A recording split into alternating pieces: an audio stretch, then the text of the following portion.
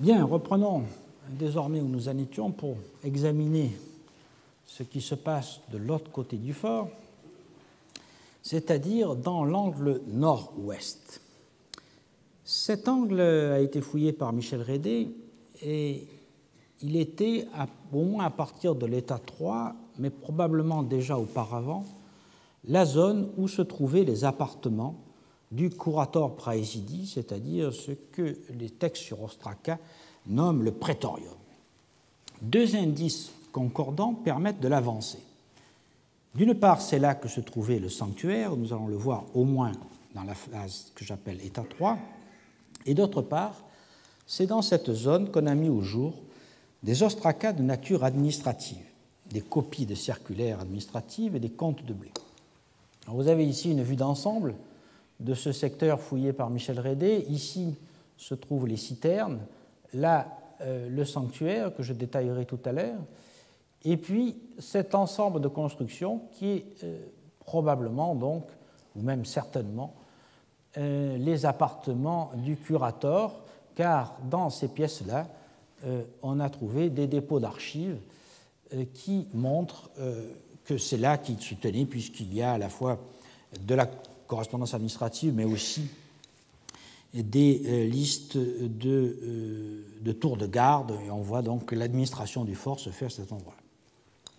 Dans ce secteur, l'état 1, c'est-à-dire l'état primitif du fort, est marqué comme partout ailleurs par la construction de murs de pierre qui sont assez bien appareillés et assez bien construits, comme vous voyez là, bien disposés régulièrement, murs qui reposent, comme tous les murs de cette période, directement sur le lit du wadi, c'est-à-dire le lit de base, et qui dessinent de grandes pièces, notamment les pièces 7, 8 et 6 ici.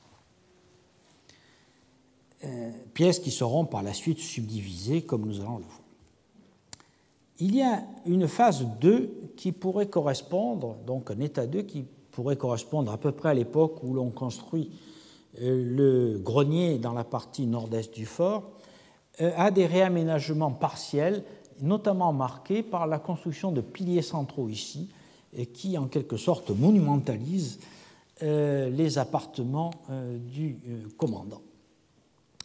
Lié à ces sols, Michel Rédé a pu mettre, lié à ces piliers, Michel Rédé a pu mettre au jour des sols qui sont faits d'un épais niveau de terre battue qui contient de la céramique à parois fines d'Assouan et quelques tessons de ces gourdes fabriquées à Assouan qui sont assez caractéristiques de la deuxième moitié du IIe siècle. Donc ça coïncide à peu près bien avec ce que nous avons vu dans l'angle nord-est du fort.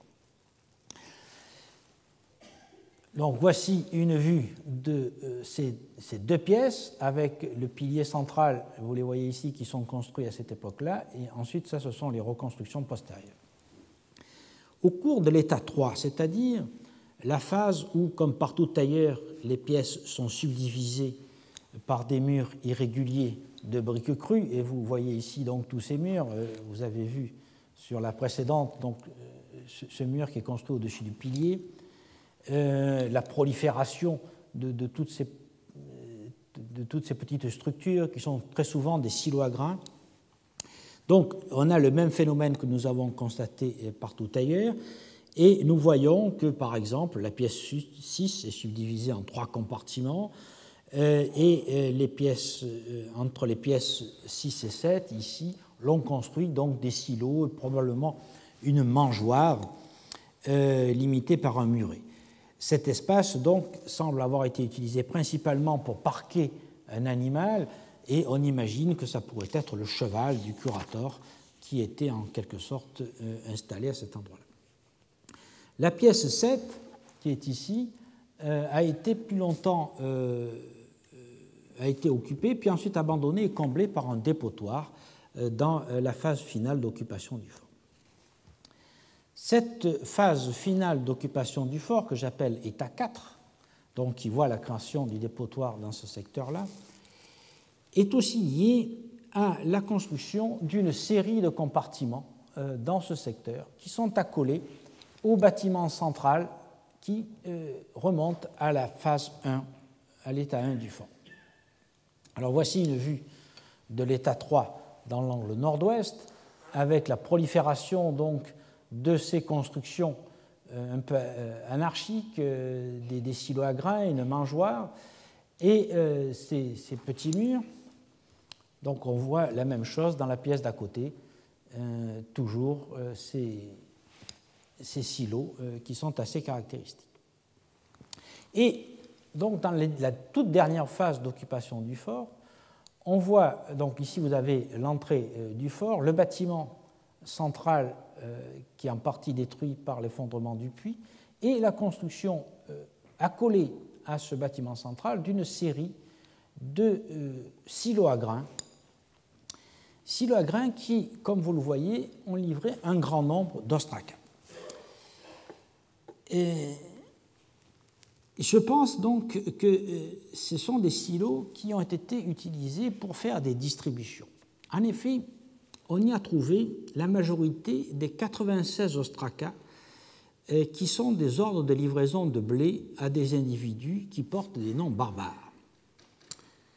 Ces ostracas, ces ordres de livraison, datent tous de la même période, une période de 7 jours, au cours du mois de Farmouti d'un an 11, d'un règne qui, selon moi, ne peut être que celui de Galien, comme je vais le montrer un peu plus loin. Hélène Cuvigny a présenté cet ensemble d'ostracas dans un colloque qui s'appelle Inside and Out, Interaction between Rome and the People of the Arabian and Egyptian Frontier in Late Antiquity, tenu en octobre 2012 à Ottawa, et dans un article d'ailleurs qui s'appelle Papyrological Evidence on Barbarian in the Egyptian Eastern Desert, que j'utilise, un article donc que j'utilise, dont je résume ici les conclusions parce qu'elles nous intéressent directement pour l'abandon du fort. Donc ces ostracas sont des reçus de distribution de blé. Des distributions de blé qui sont faites à des barbares qui sont tous appelés par leur nom. Ces ordres se présentent de la façon suivante. La 11e année, à une date qui varie donc entre le 22 et le 28 du mois de Farmouti, ce qui est pour nous entre le 17 et le 23 avril, chaque texte dit on a mesuré le blé pour un tel, donc c'est le nom de la personne, c'est-à-dire celui qui porte le reçu, au nom d'un tel qui est le bénéficiaire. Donc souvent ce n'est pas le bénéficiaire lui-même qui vient chercher le blé, mais il envoie quelqu'un à sa place.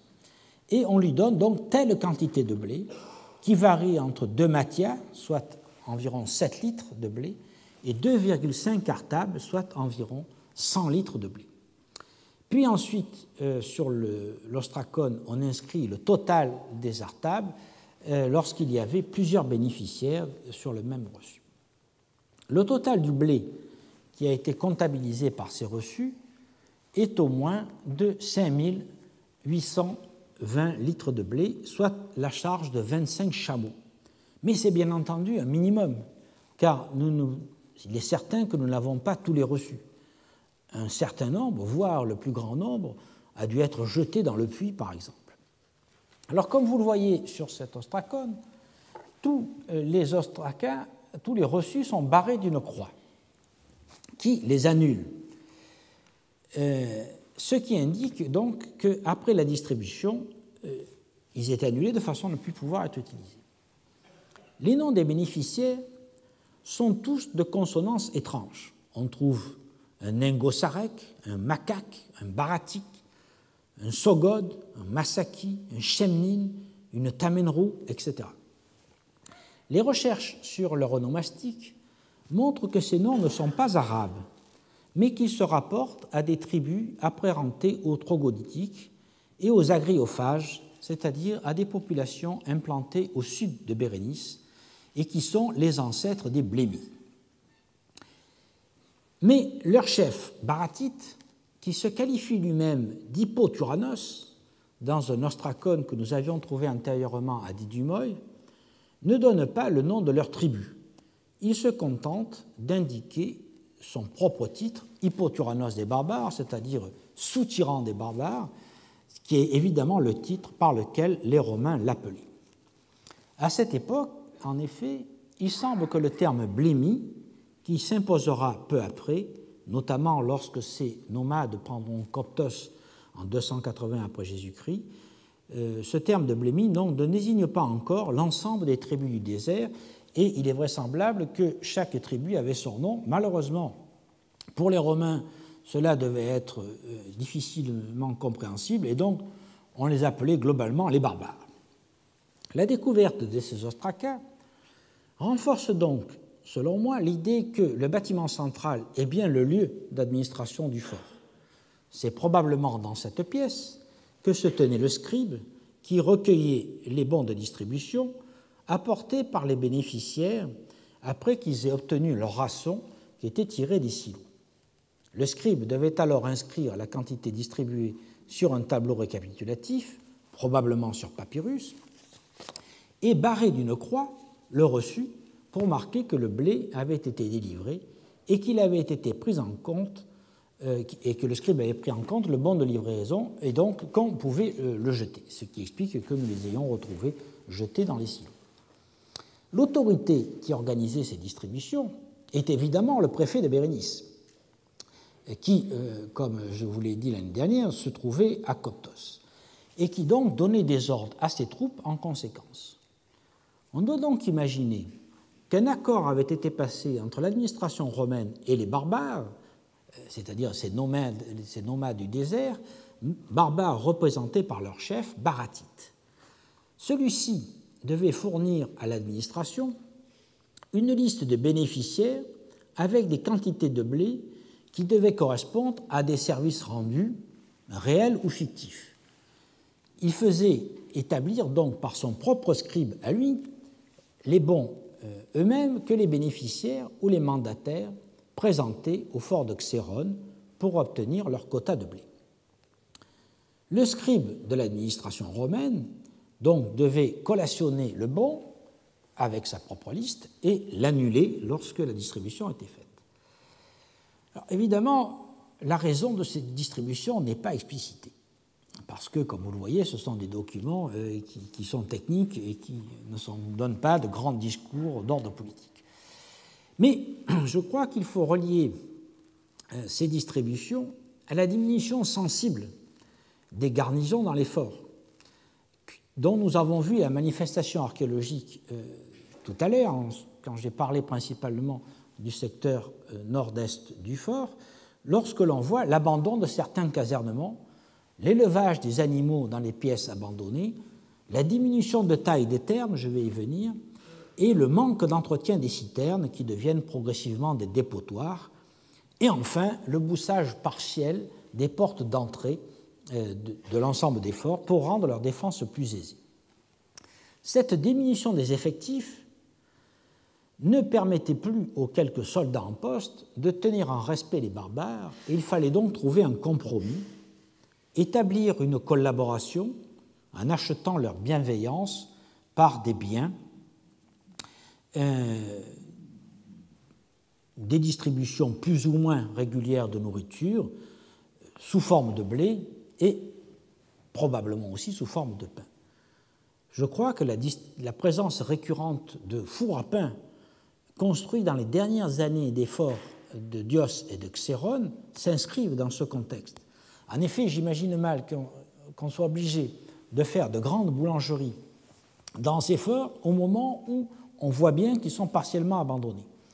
Donc je pense donc qu'outre les distributions de blé dont nous sommes sûrs grâce à ces ostracas qui ont été retrouvés dans le fort de Xérone, l'armée devait faire aussi du pain en grande quantité et le distribuer aux barbares. Venons-en maintenant au sanctuaire.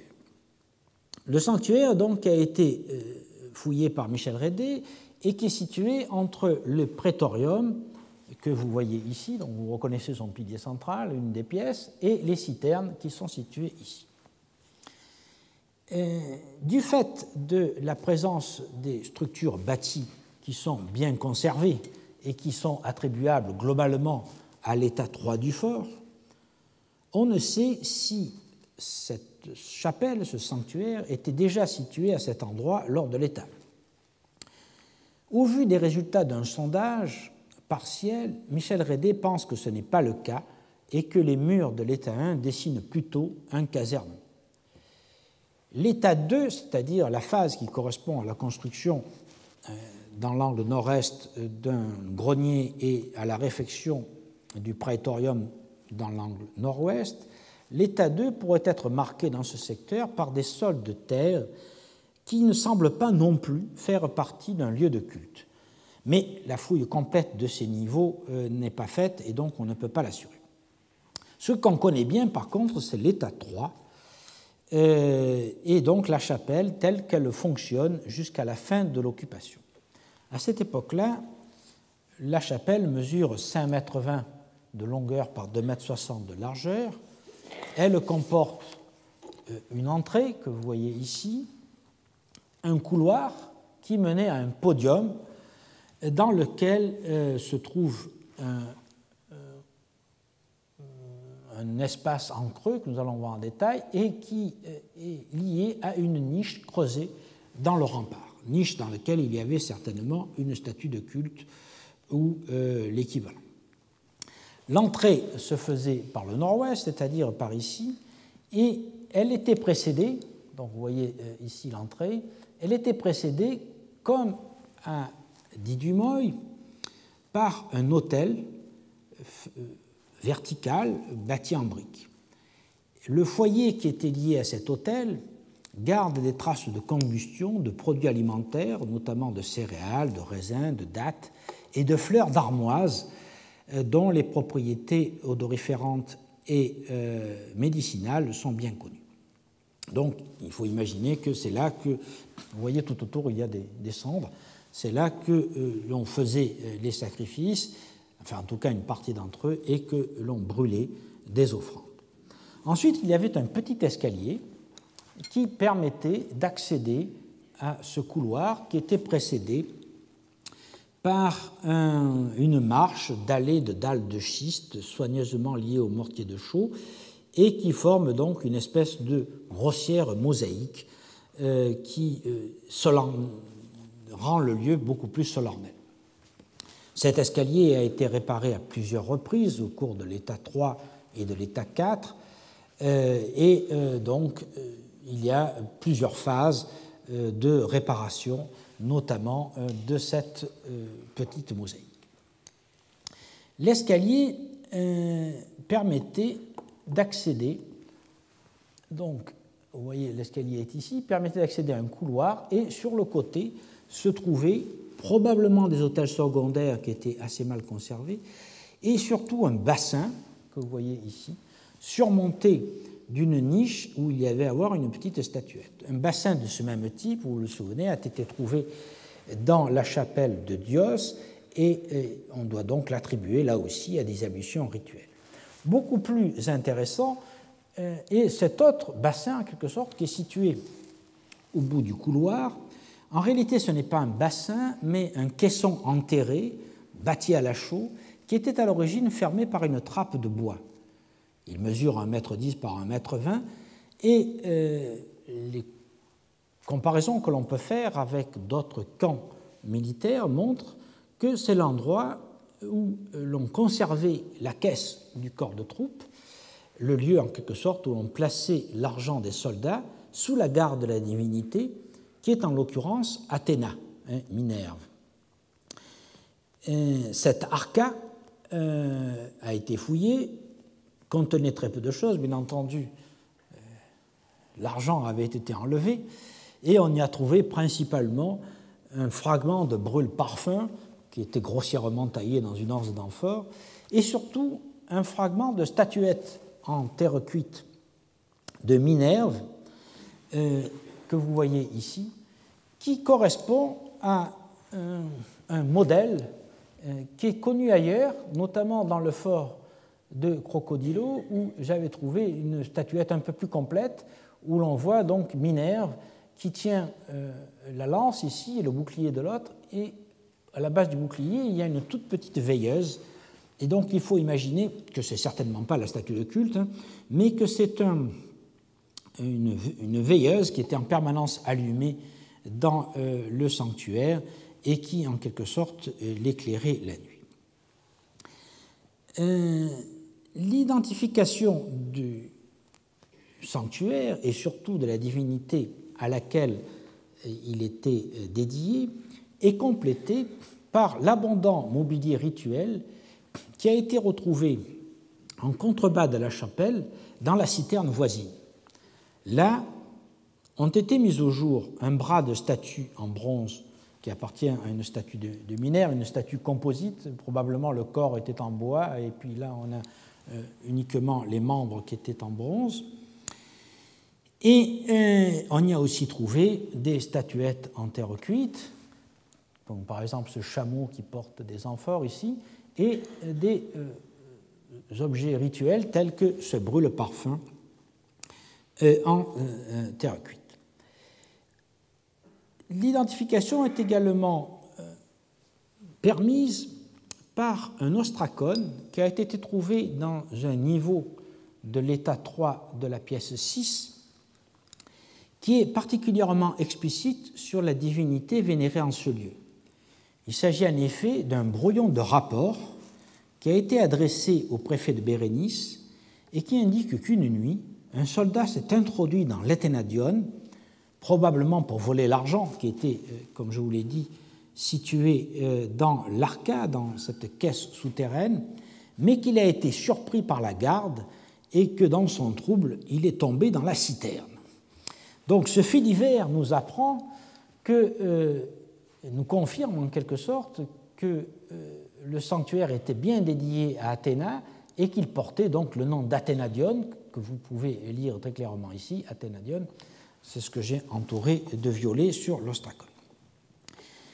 Par ailleurs, associé à tout ce mobilier rituel, nous avons trouvé 3 petits ostracas, donc 3 petits fragments de céramique qui portent des chiffres suivis d'un nom de Dieu. Le nom de Dieu est au génitif. Comme les ostracas du même type qui ont été trouvés dans la chapelle de Dios, ces jetons devaient être tirés au sort et devaient donner accès à des oracles qui portaient notamment sur la destinée du grand et périlleux voyage vers l'Inde que les consultants s'apprêtaient à faire. Il faut effectivement imaginer que les marchands et les marins qui se dirigeaient vers le port de Bérénice étaient terriblement inquiets pour ce grand voyage à travers l'océan où ils étaient poussés par la mousson avec une grande vélocité d'un côté mais de grands dangers de l'autre, et donc ils voulaient s'assurer de la protection divine et surtout connaître l'avenir, savoir si ce voyage serait heureux. Et comme je vous l'avais expliqué l'année dernière, les réponses des dieux sont toujours bienveillantes et prudentes, et donc les consultants étaient certainement rassurés à peu près autant que lorsque nous consultons aujourd'hui un voyant.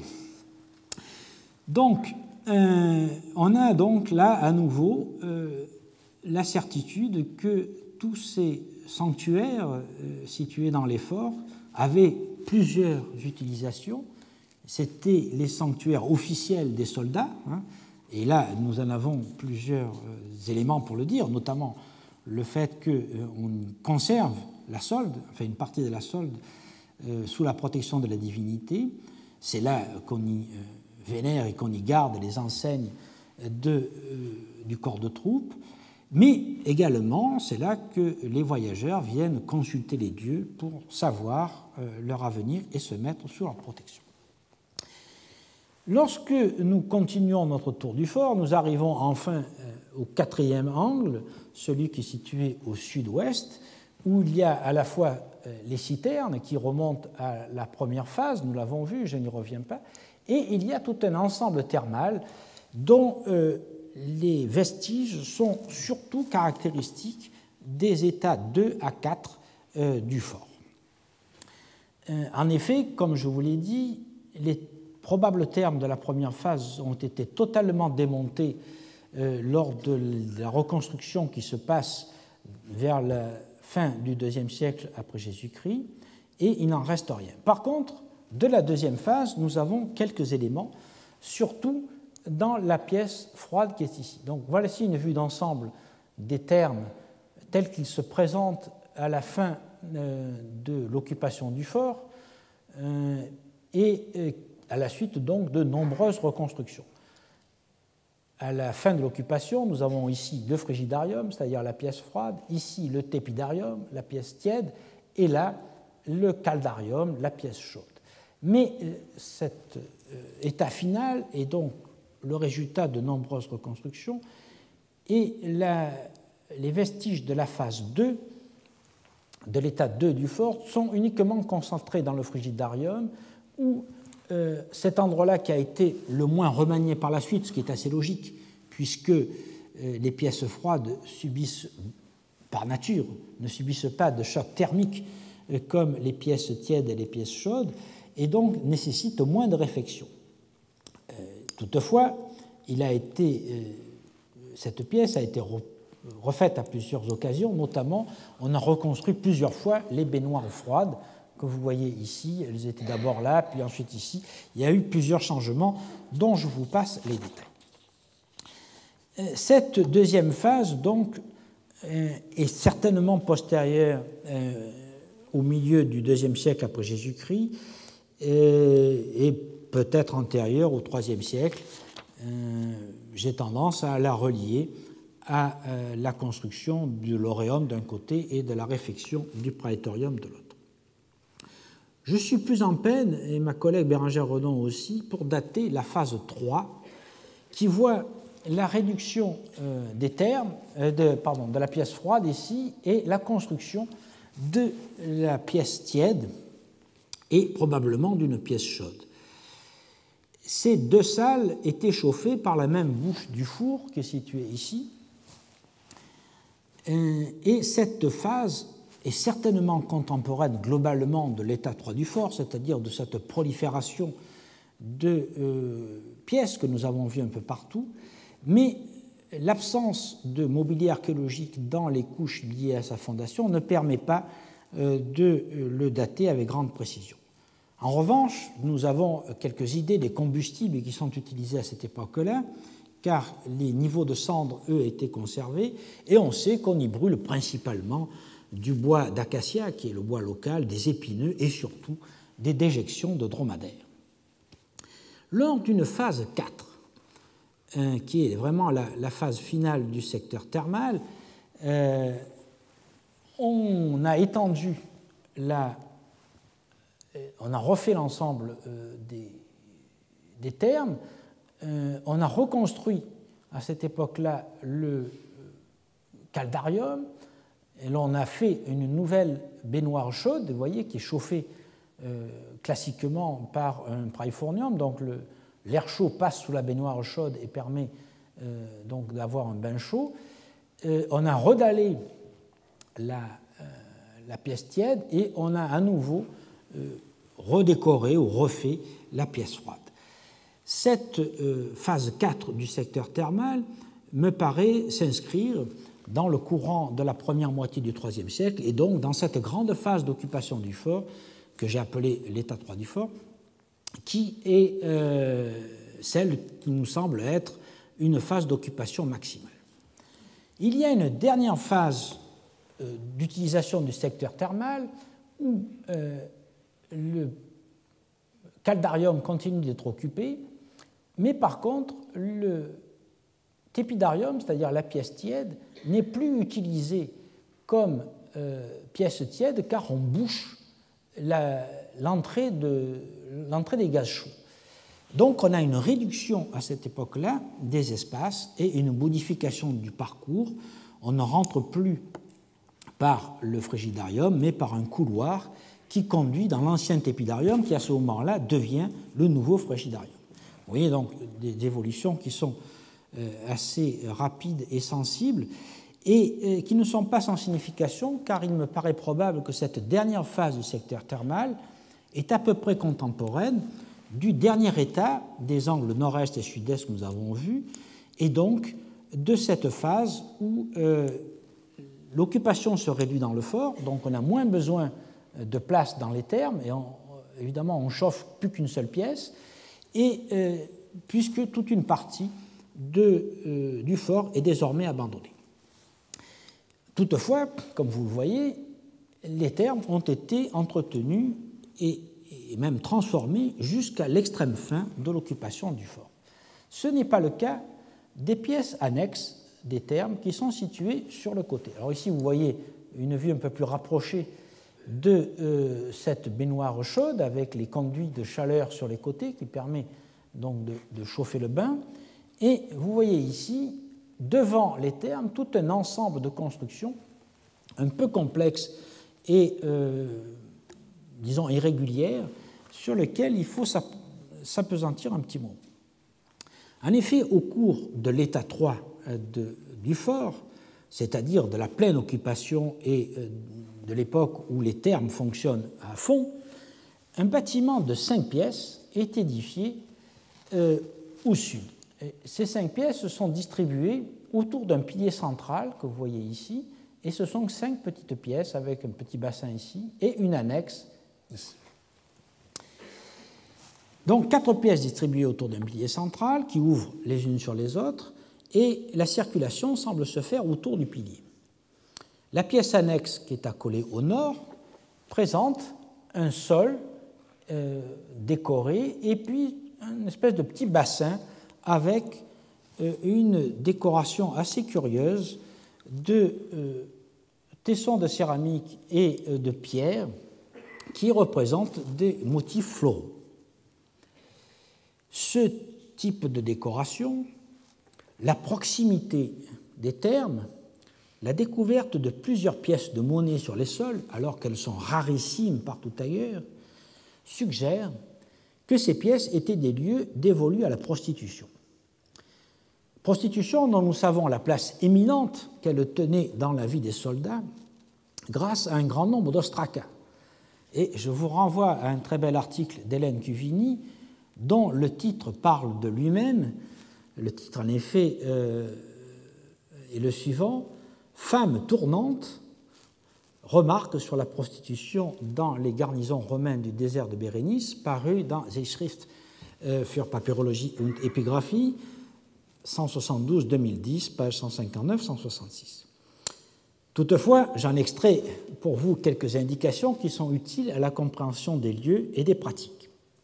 En effet, les prostituées étaient louées au mois par des proxénètes qui pouvaient être soit des soldats, comme un certain Longinus, que nous connaissons par ailleurs, soit par des vivandiers qui étaient chargés d'approvisionner les forts de la route de Myos-Hormos et de Bérénice en vin, en nourriture, en femmes, et nous en connaissons un particulièrement par une très abondante correspondance, un qui s'appelle Philoclès et qui était actif à la fin du règne de Domitien et durant le règne de Trajan et celui d'Adrien.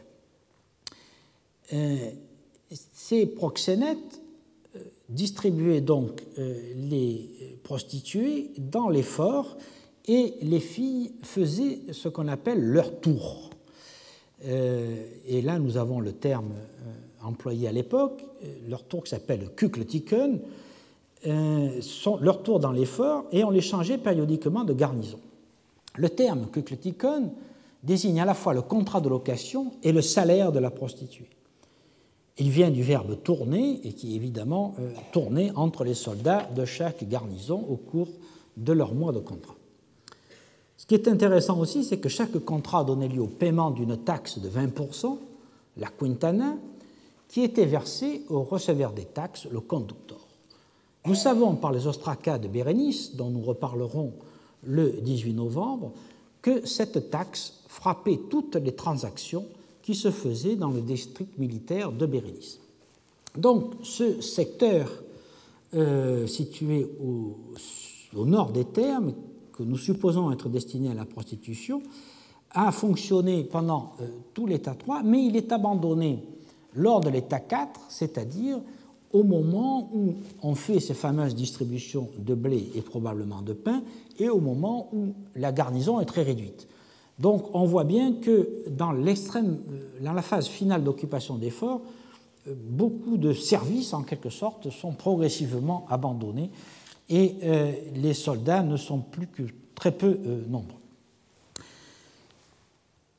Alors maintenant, nous allons jeter un petit coup d'œil sur ce qui se passe dans le cimetière. Je suis bien en peine d'attribuer à une période précise les tombes que j'ai pu fouiller dans le cimetière qui est situé à l'ouest du fort. En effet, les tombes, lorsqu'elles n'ont pas été pillées, n'ont pas livré de mobilier funéraire. On peut donc seulement les attribuer globalement à l'époque romaine, à l'exception, nous allons le voir, de la tombe 2. Alors voici le plan de ce cimetière. Il est tout à fait certain que je n'ai pas fouillé l'ensemble des tombes, je n'ai pu fouiller que celles dont on pouvait voir un affleurement de pierres en surface, dans la mesure où le wadi a déposé des alluvions un peu partout. Il est probable qu'il y a d'autres tombes qui sont beaucoup plus enterrées et que je n'ai pas vues. Mais on en a suffisamment pour se faire quand même une assez bonne idée. La plus ancienne est probablement la tombe 2 qui est située ici, qui malheureusement avait été pillée, mais qui, fait rare, est une incinération. Fait rare parce qu'on incinère très peu en Égypte. Il est donc probable qu'il s'agit d'un occidental qui a été incinéré. Elle était donc, comme je vous l'ai dit, malheureusement pillée, mais j'ai pu trouver des tessons d'une marmite assez caractéristique de la fin du 1er siècle et du début du 2e siècle après Jésus-Christ. Ce qui restait de la tombe, comme vous pouvez le voir là, permet de savoir que le corps avait été brûlé sur place et que le bûcher avait été ensuite recouvert de pierre. Les 6 autres tombes sont des inhumations, recouvertes de dalles et de grosses pierres. La tombe 3 était celle d'une femme gracile portant un anneau de bronze au doigt, la 4 celle d'une tombe d'une femme âgée morte de la tuberculose. La tombe 6 appartenait à un homme robuste, probablement mort aussi de la tuberculose. Et la tombe 7 que vous voyez ici, dans lequel le squelette était enveloppé d'un linceul partiellement préservé, le squelette était en suffisamment bon état pour qu'on sache que c'était le squelette d'un homme d'un âge mûr qui présente de nombreuses anomalies osseuses dues à un travail physique intense et à des carences alimentaires. D'autres particularités osseuses, notamment sur les côtes, montrent qu'il souffrait lui aussi de la tuberculose. Enfin, la tombe 8, vous voyez ici sur le côté, contenait le squelette d'un homme d'âge mûr, probablement d'origine africaine, mort plus âgé, vers 50-60 ans, et qui avait exercé des efforts physiques répétés, notamment au niveau du bras droit. Mais lui n'était pas porteur des signes de la tuberculose.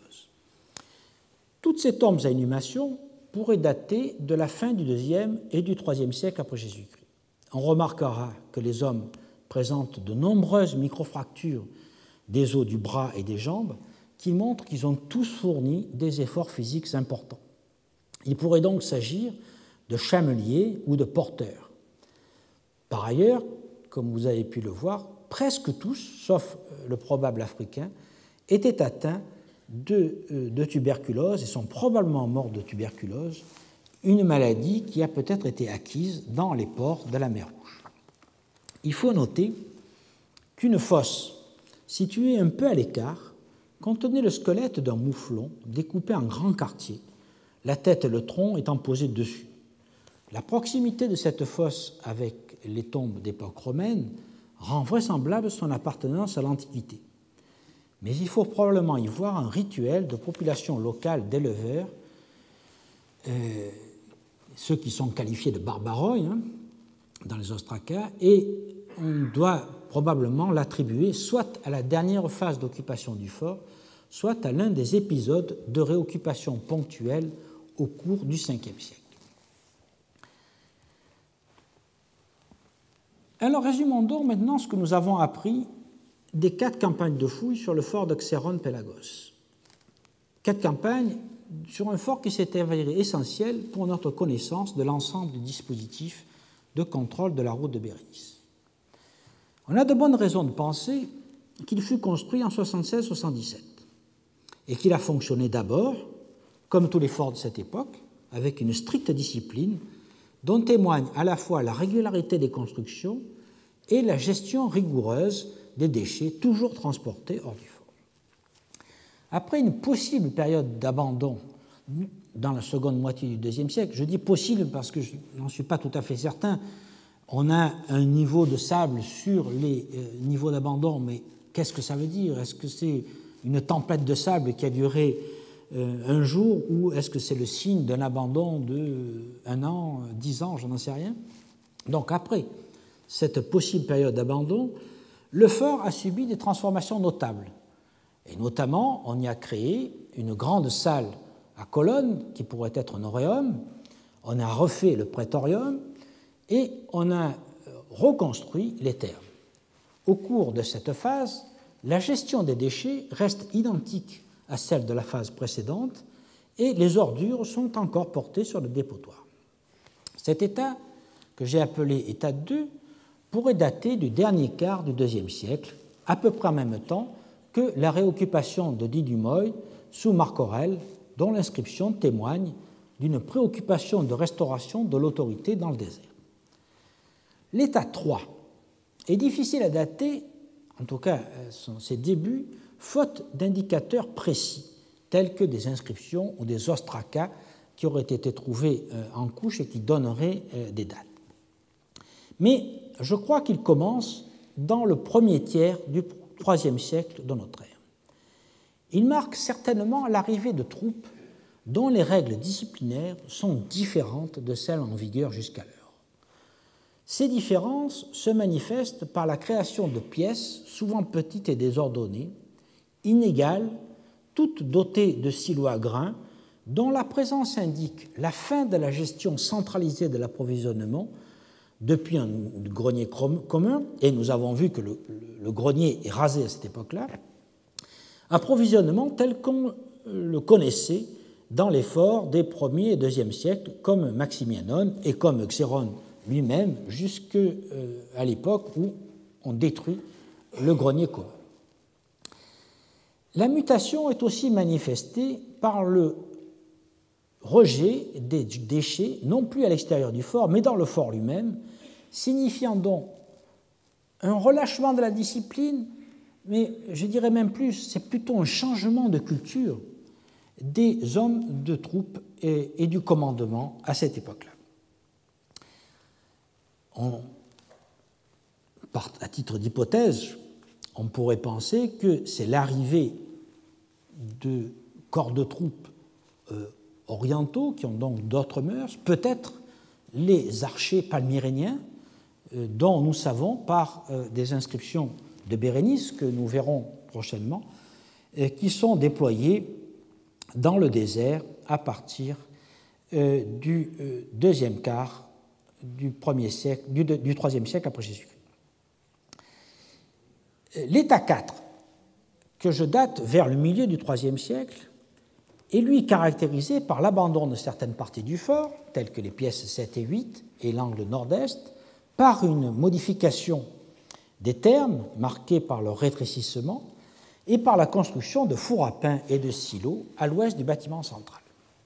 La question essentielle pour le commerce érythréen est donc de fixer la date du retrait de l'armée. Et pour cela, il faut revenir d'une part sur les objets importés lors de l'état 4 du fort et d'autre part sur les ostracas de distribution du blé. Les dernières couches d'occupation du fort et les dépotoirs intérieurs contiennent un mobilier presque exclusivement composé de céramique à pâte calcaire, rosa blanche et quelques importations.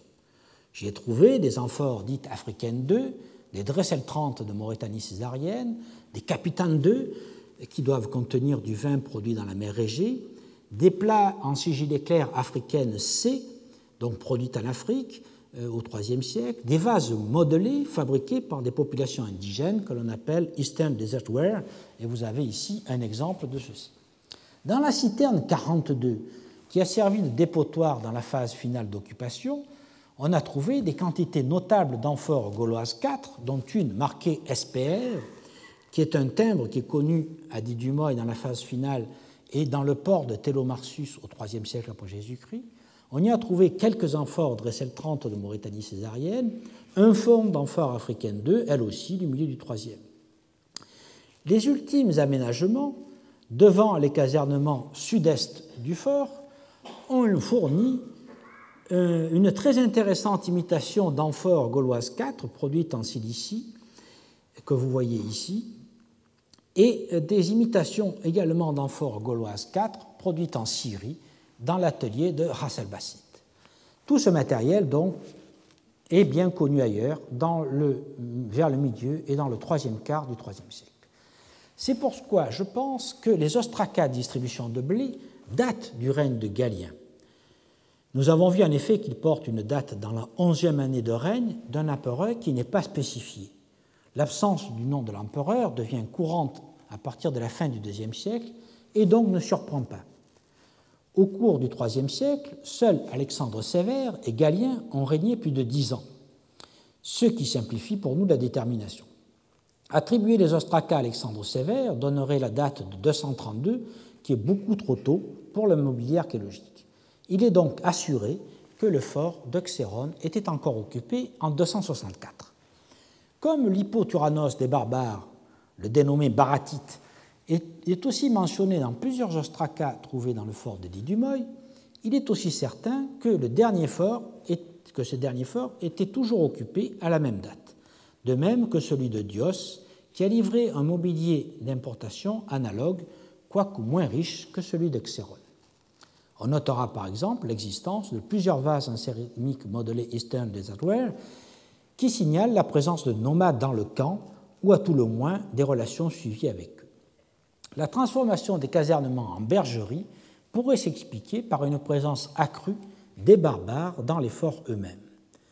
Il est probable que la distribution de blé de 264 ne fut pas la seule, ni qu'elle marque la dernière action faite dans ce fort. Mais il faut souligner que les ostracas ont été trouvés dans le dernier niveau d'occupation. On doit donc dater l'abandon des années qui viennent, des années qui suivent immédiatement. Or, une date s'impose pour un tel retrait de l'armée, c'est 270. En effet, en 270, les Palmyréniens s'emparent de l'Égypte et il s'ensuit une désorganisation durable de l'administration. Le système de contrôle de la route de Bérénice était déjà à bout de souffle. Nous avons vu que les effectifs étaient réduits et qu'il fallait acheter la tranquillité des nomades. Je pense donc qu'il faut fixer à cette date 270 l'abandon du contrôle de la route de Bérénice, qui intervient donc près de 3/4 de siècle après celui de la route de Myos-Hormos. Par la suite, après l'abandon du fort, les ruines ont été sporadiquement fréquentées, comme l'attestent des niveaux de surface que nous avons plusieurs fois mentionnés à divers endroits, et la découverte dans la citerne 42, au-dessus des niveaux de dépotoir qui correspondent à la phase finale d'occupation du fort par l'armée, d'un très épais niveau de fumier de mouton qui est associé avec du mobilier du IVe et surtout du Ve siècle après Jésus-Christ, voire du début du VIIe, c'est-à-dire des amphores de type Gempeler K704, des Late Roman I et des Late Roman VII, comme vous voyez ici, qui sont donc datés principalement des Ve et VIe siècles. Alors, qui s'abritait alors dans le fort? Sont-ce des voyageurs traversant le désert depuis Bérénice, malgré l'absence de protection de l'armée? C'est possible, car nous savons par les graffitis du Wali Meni que la route était encore parcourue par des caravanes à l'époque proto-byzantine. Mais il est aussi possible que les nomades se soient servis de ces forts comme lieu de campement. En effet, dans les niveaux de dépotoir qui couvrent la citerne 42, comme je vous l'ai montré, il y a ce très important dépôt de crottes de moutons. Il est donc probable qu'au gré des saisons, les ruines du fort étaient utilisées à la fois par les deux groupes, les nomades et les voyageurs, au cours des 2 siècles qui suivirent le retrait de la troupe, c'est-à-dire durant la période au cours de laquelle le port de Bérénice reste actif. Et donc, pour dresser un tableau complet, il nous faudra examiner maintenant l'évolution des ports eux-mêmes, en commençant par celui de Myos-Hormos, que j'étudierai le 28 octobre, et en continuant par celui de Bérénice, que je présenterai le 18 novembre. Mais auparavant, comme je vous l'ai dit, la semaine prochaine, Dominique Cardon exposera le résultat de ses recherches sur les tissus trouvés dans le désert oriental et montrera en quoi ils témoignent du commerce avec l'Inde. Je vous remercie.